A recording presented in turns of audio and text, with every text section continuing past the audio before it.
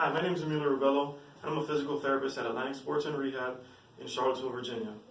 So I'm here today to try to explain one of the techniques that we use for some soft tissue mobilization, which is cupping, otherwise known as myofascial decompression at times.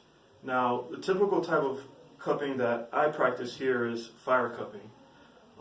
What you can see here is there's different types of cupping that you can use. These glass bulbs here are used predominantly in fire cupping. There's another version here, which are made of plastic, and they use a pump, and it has a valve system, and that kind of creates a negative pressure to create the suction effect. And then there's some silicone versions, which you can kind of push down, and they'll create a suction effect as well to create that decompression that you're looking for within the tissue.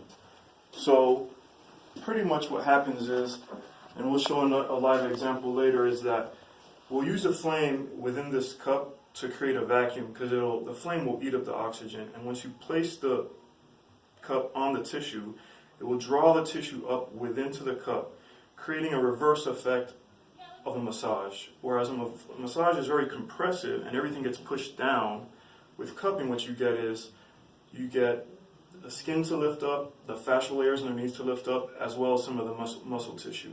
So it's just another way to get a good stretch on tissue that you're trying to release that's either tight or in spasm. So some indications for cupping would be muscle tightness or decreased mobility. Other things that are mentioned as well is an improvement in blood flow, as well as it can almost give a relaxation effect to some degree. Some contraindications where you would not want to use this on a patient would be patients with maybe an active infection, undergoing courses of cancer, treatment, pregnancy, a lot of the common contraindications that you have for most modalities. Now, some of the, I guess you could call them side effects or expectations after treatment with cupping is that typically a lot of patients will have kind of round red marks just from the degree of suction that occurs from the cup itself. And then typically the person's skin may be a little bit tender to the touch, just at the surface level. But I would say that would last maybe a few hours or so into the day, not very long, and it shouldn't persist. Now, to start with the treatment technique, what we'll do is we'll use a medium. So typically what we use here is like a shea butter, and you want something that will allow the cups to slide, because during the treatment, what you can do is you can kind of move the cups around as you work them. So it's a combination of letting the cups sit where they need to lie, and then they'll rest there for a couple minutes, and then if you need to move them to another position, instead of just popping them off and then reapplying them, you can slide them to their new location. At the same time, this gives you an opportunity to kind of work a little bit of soft tissue, help loosen things up at the same time before you apply any cups. It also gives you a good way to kind of assess, what the quality of the tissue is at the time before you apply the cups.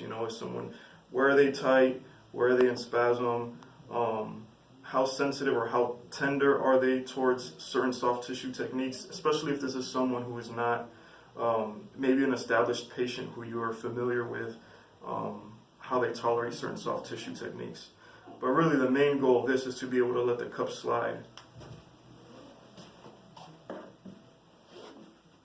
So next what you would do is you want to get a cotton ball, because this is going to be what's going to drive your flame. And you can use one of these alcohol pumps here and just soak a cotton ball in alcohol. And you want either forceps, I use tweezers here, just to kind of grip the cotton ball, and just any kind of lighter or something that's going to help generate your flame. The size of the cups typically depends on the size of the area that you're working with. These are about the kind of, medium to maybe larger side cups, but there are some that are larger than this. We'll use these two for right now.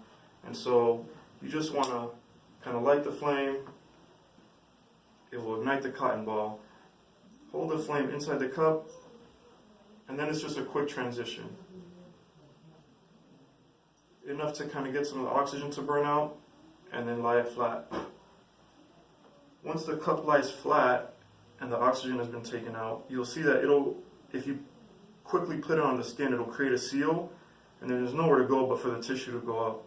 And you can kind of see where the tissue is kind of raised up into the cup, and on this patient, it instantly becomes pretty red because the suction itself is very strong. One of the drawbacks I would say from this technique is you can't grade the suction very much. On some of the other ones where there's a pump version, you're able to be a little bit more fine-tuning with as much suction as you apply. But in this case, what we do here is we let these sit here for a few minutes and then slide them up to the next location until you've covered the amount of area or treatment area that you're looking for, as far depending on what's going on with the injury. And you can see that with that medium of that shea butter, it's a little uncomfortable to slide them, but they slide fairly easy, whereas if you didn't have anything on in the first place, these would not slide at all, and it would be very uncomfortable. And if you can see kind of closer here, just from maybe a minute, 30 seconds or so, you can see that there are some marks as far as the circular marks that I mentioned that got red. And typically I would leave these in place a lot longer than what they just were for the sake of this example, and the marks would tend to get a lot redder. So once you've done your application as far as the cupping goes and you cover the area you've needed to, the best way to take these off is you just kind of break the seal and these will fall right off comfortably versus just really straining and pulling them off, which would be uncomfortable for the patient. Afterwards, the patient is free to do any kind of other intervention that you may need to do. And then the expectation would be that if we were to repeat this process, what I typically like to see is that some of these red marks have either diminished or there's not as much of this bruising left over before repeating the process, especially in the same area. You don't want to start to develop any kind of tissue breakdown.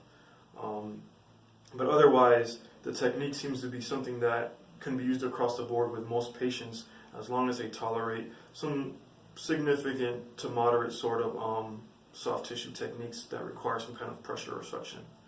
So if this is something that interests you and you think would be beneficial for whatever you may have going on, or if you have any other kind of orthopedic injuries that would benefit from physical therapy, feel free to call us here, 434-978-4915.